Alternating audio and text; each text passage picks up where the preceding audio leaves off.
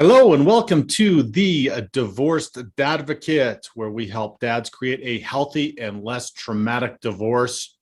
My name is Jude Sandoval and I am your host. Thank you so much for being here today. For those of you in the United States, I hope that you had an enjoyable Thanksgiving holiday and celebration.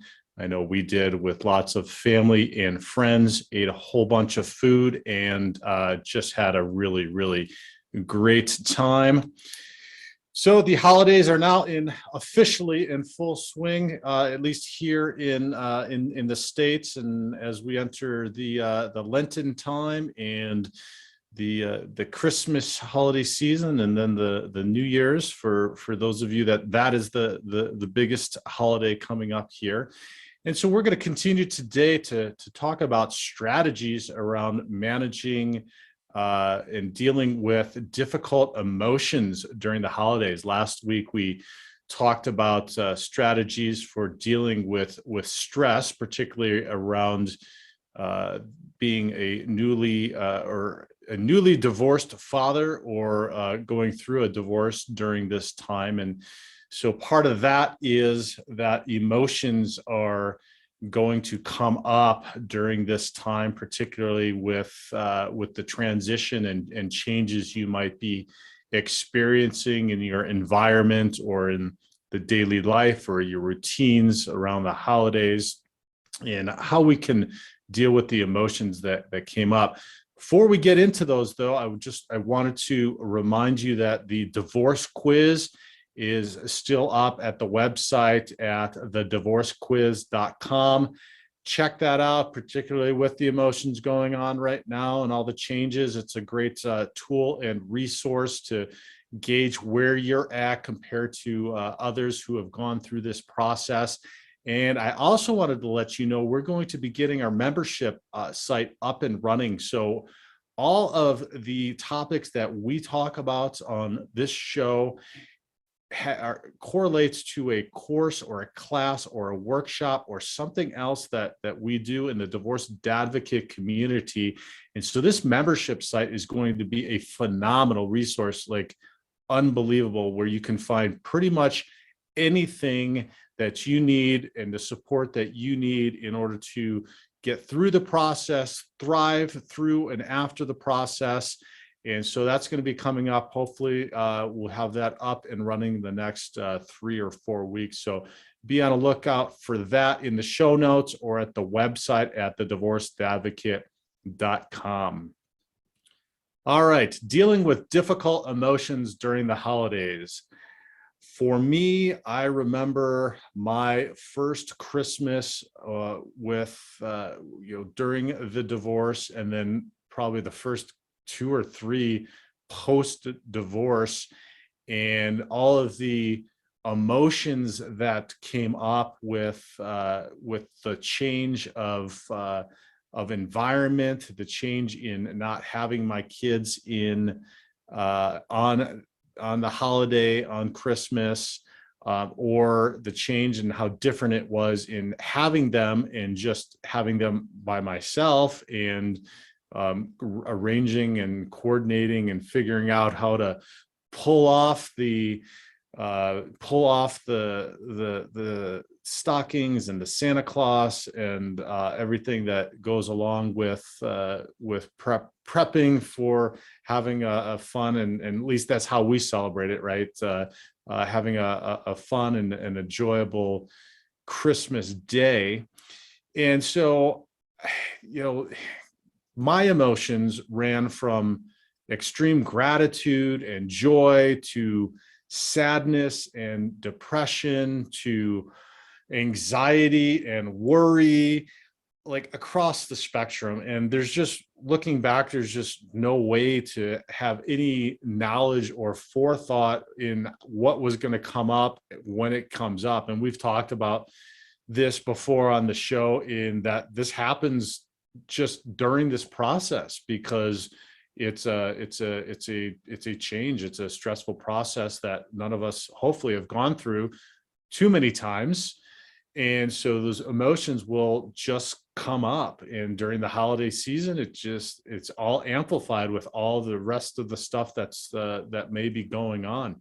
And so let's talk about some ways in which we can deal with these difficult emotions. The first would be acknowledging how you feel. We like I said, oftentimes some of those feelings will just come up. One for me was just being very, very sad around the fact that I wasn't having the family and the same traditions that we had. And you might call these negative emotions, although I would argue that there's no negative or positive emotions. Each and every emotion that's coming up is prompting you to pay attention to something. So acknowledging that is key in doing that, acknowledging that you're having this emotion and pay attention to it. It's absolutely okay to have the negative emotions. You're going to have you're going to have the positive, quote unquote, positive emotions also. And having those quote unquote negative ones is equally as important, and maybe even more important, to pay attention to, acknowledge, and process those. And one big one that I want to make everybody aware of, and this is one that I didn't even know about and I wasn't even aware of, but that is grieving throughout this process, not only just during the holidays, but throughout this process. And it might be amplified because of the holidays. And grieving isn't just grieving the loss of a relationship. It could be grieving the change in the traditions that you are celebrating, or how you are celebrating, or grieving that you don't have your kids for part of those celebrations. So grieving is a process. And if you're not aware of the process, we've got an earlier show that talks about that grieving process, and it includes it includes being angry, and it includes being sad, it includes coming to terms with things, it includes bargaining. So go back and listen to that show, or do a Google search for the steps for grieving, and just make yourself aware of that. But just also go through that process. It's incredibly important to do it, and it's okay to do it. It's okay to have these emotions. Just acknowledge that how you're feeling, and hopefully you've got some tools set up, and we're going to talk a little bit about that, some of the habits to make sure that you're okay throughout this process. But create a process that helps you to acknowledge that those feelings that will come up, and that it's okay to do. So that's one way in which to do it. The next, I would say, is to plan ahead. So we know that these emotions are going to come up. We've probably already experienced them if you've been going through this process for a little bit now, or this divorce process. So just be aware. The holidays can bring up lots of triggers. Without any of this stuff, without any of the divorce process or any of the stuff that might be coming up around that, they can already trigger people in many different ways. So plan ahead and know that this is going to happen. There's going to be things that come up. There might be memories. There might be some different things that trigger these emotions coming up. And so maybe a strategy around that is change up the tradition that you are celebrating. Don't participate or plan in an activity that you have traditionally done, and make something new, make something different. That's you might be worried, and you might be fearful that this will be difficult or challenging for the kiddos, but I can definitely tell you that it can be an opportunity for them to experience and have a new fun tradition that is built around the new environment and lifestyle that you may be working towards and designing. And so that can serve as a twofold purpose. One is that you're avoiding a trigger that might come up for you around the tradition, and it's also helping you to reframe and rebuild with some new traditions and some new in a new environment in which you're going to go forward with the kiddos. So just plan ahead, be aware, you know it's going to come up, and don't don't just push it off. And that takes me to the next point, which is focus on the present moment, because we can get wrapped up in this, and we can get lost in the past, or ruminating on the past, or we can focus on the future and thinking about the future. And all of these things can create depression or sadness if you're ruminating and thinking back, and it can create anxiety and angst, and certainly if you're thinking and projecting into the future. So keep it in the present, and keep it in the present by not, trying not, like, you can't stop thinking about the future, or you can't stop thinking about the past. But if you start recognizing your thoughts, don't get too far down, like don't go too far in a direction to where you can't pull out of it. So be aware of what you're thinking. And then if you see that you are thinking about the past, bring yourself into the future. You can do this as simply as starting to focus then on your breath. So if you start ruminating about something, you start thinking about the past, you find that you're starting to make yourself, because we can make ourselves sad about that, bring yourself to right now, and then just start focusing in on your breath. Take 10 deep breaths in, and exhale very slowly also, and then just focus on that. And then from there, you can start to focus maybe on gratitude or something else that's happening right now, and then stay in that present moment. And that would just, biggest thing I find is that when you do that, it will automatically bring you to an attitude of gratitude, and really shape a more positive perspective around that. And the more times then you're able to do that, then you're able to train your mind that you're okay, that it's going to be okay. You're not going to be sad or depressed. You're not going to be anxious, because you have the control over whether or not you are going to be that way or not, whether or not you're going to react to that or not, by pulling yourself back into the present moment and utilizing a tool as simple as breathing. And then after a while, when you continue to do that, you utilize that tool, you start to train your brain to say, I'm okay, I'm good, I'm fine. I bring myself back to this present moment continually. And then pretty soon you'll stop moving your mind to the past or to the future as much. Like, this is for me, as much as anybody else, this is a challenge sometimes, but the more you do it, just like any tool that you utilize or exercise, you get better at it, and it will be beneficial in the long run. So that's focusing on the present. And I gotta say, I really feel like this might be the most critical one, no matter what, in dealing with the difficult emotions, because we need to get present in order to acknowledge. We need to get present in order to do those first two, acknowledge how you feel and also plan ahead. But we can't do that if we're not focused in the present moment. So really, maybe this should have been the first one that I brought up, which was focus on the present. But get yourself into the present, and this really is useful for across the board, not just now, but anytime you're going through any of the challenges throughout the divorce. If you can get yourself to the present, it will move you eventually into the gratitude. So enough on that.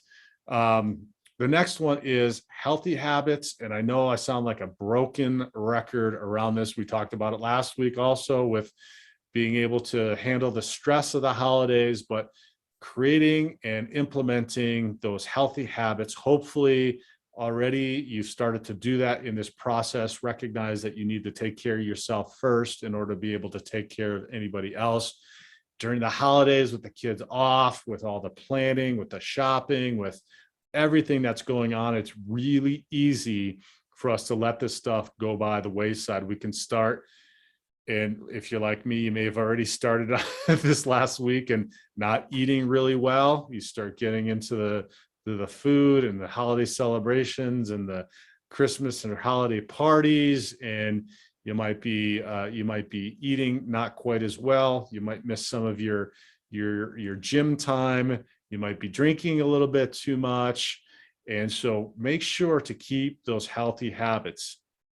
Keep a routine, try to keep a routine as much as possible. Sometimes challenging with the kiddos being off of school, but keep that routine, keep getting enough sleep, keep eating well, maybe in between those big holiday celebrations and meals and holiday parties that you're attending. Make sure that you're still eating right and taking care of that. Get your exercise. That's a key thing. And that could be as simple as going out, doing a walk for 15 minutes a day. That can be both healthy physically and therapeutically, mentally and emotionally. So get out and do that exercise, and take care of yourself. Maybe make sure you're not drinking as much. Make sure you're not partying as much. Try to limit that as much as possible, and keep those habits grounded in things that are going to be positive for you. And you can implement this with the kids as well when they're off of school and they're maybe looking at a little bit different schedule while they're not having to get up and get off to school and do homework and all of that. In modeling and adopting some of what you might be doing, exercising, going for those walks together, cooking meals together during the holidays, and giving them the opportunity to help with doing something like that, or preparing something fun or different for a holiday or for a party or for prepping for parties. That's something that my daughters and I like to do, and I get them involved with, because we host lots of different parties, and so having them be involved in that and seeing that. So that's all stuff that can be healthy habits, then that actually could lead into traditions and fun, healthy new traditions in the holiday season. So that's healthy habits. The last one that I'll say is get support, and that can be in the form of a therapist or a coach. Now, sometimes that might be a little more challenging during the holiday seasons because they like to celebrate their own holidays and they're taking time off and doing all that they want to do during the holidays as well.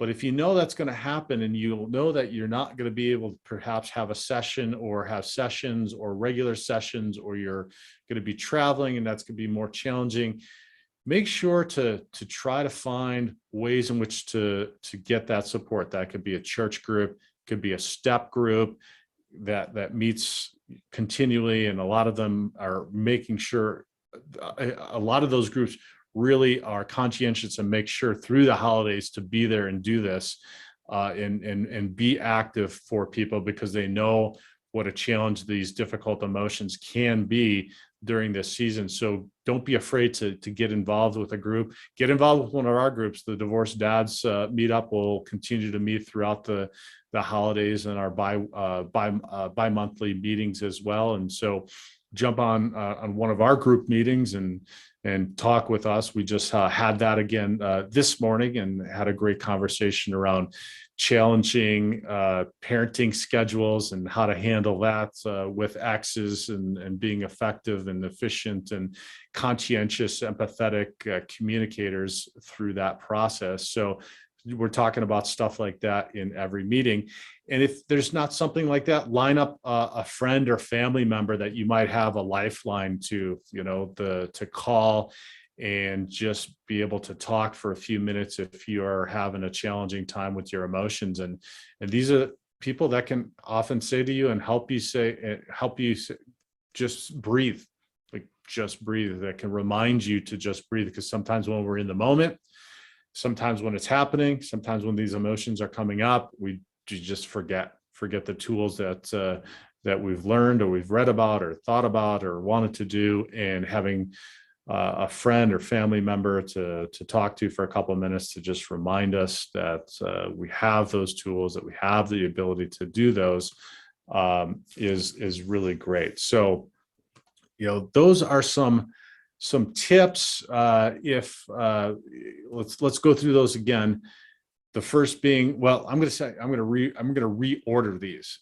That's not how we talked about them, but focus on the present. That again, really, I feel is the most important. So when you start in this, when we're going through the season, we're thinking, I know that I do, and I still do this. I'm still guilty of this, thinking about how things were. We think a lot about the past. And so if you can get yourself focused in the present, that is going to be really huge. And then acknowledge how you're feeling. So if you get yourself focused in the present, acknowledge how you're feeling about that. You might be feeling sad. You might be feeling anxious or uncertain or worried. Acknowledge that and let it come up. It's perfectly fine to let that come up. And then plan ahead that this is going to happen. We know we're in the holidays, and maybe this podcast should have been a couple of weeks ago, but plan ahead. We still got some holidays coming up for everybody here in the New Year celebration as well. So plan ahead.